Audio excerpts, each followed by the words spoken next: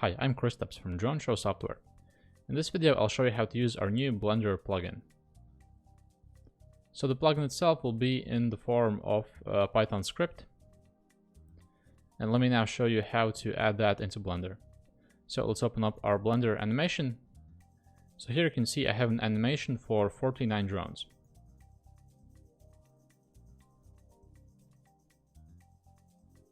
So next, let me show you how to enable the add-on in Blender. To do that, go here to Edit and then Preferences. Next, go to Add-ons tab and click here on Install. Now here, simply select this Python script and click on Install Add-on from File. Once the add-on is installed, you can find it by the following name. It's going to be called Import Export Drones Add-on. Check this checkbox to enable the add-on. Now you can already see here that our add-on is now displayed. So you can now close this window and let's expand the add-on window a bit. So with the script added, you're going to be able to see it here. So to go to different parts of the plugin, first you have the UAV prefix. So this is going to be the name of your drone. For example, if your drone is going to be called Sphere 1, then you're simply going to add a prefix of sphere here. Since in my case, I'm not really using any prefix and my drones are simply called 0, 1, 2, and so on, then I can just leave this empty. Next, you're going to have the starting frame, and in most cases, this is simply going to be 0. Then this is the ending frame of the animation, and this can be found here. So you can see in my case, the ending frame is 8000. Next, you have the Blender FPS. For me, it is set to 24.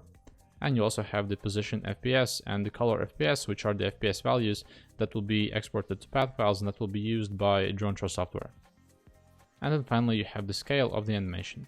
And the next two values are the velocity threshold as well as the distance threshold. So velocity threshold normally is about 5 meters, and distance threshold, you can use it as about 2.49 meters. So next thing what you can do is you can click here, for example, to check for speed. And then the animation will run through and will check for what's the maximum velocity during the animation. So you can see we have no speed warnings.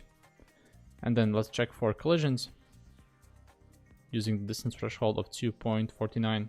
So once it's done with the calculation, then over here you're going to be able to see if you have any warnings. So you can see that in some cases it is the distance is a bit smaller than 2.49, and to jump to exactly those places, simply double click here and then you're going to be taken to exactly that place in the animation, and these drones will be selected.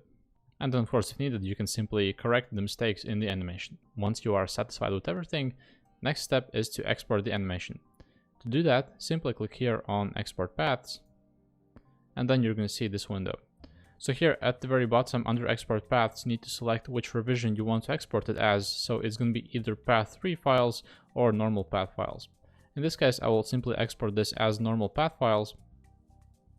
And here I will select the folder where I want to save them.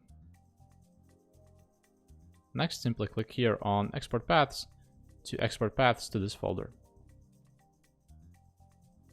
So you can see now it's showing that it successfully exported the files, and we can take a look at that. So let's go to Paths folder, and now you can see that it exported all 49 paths from the animation.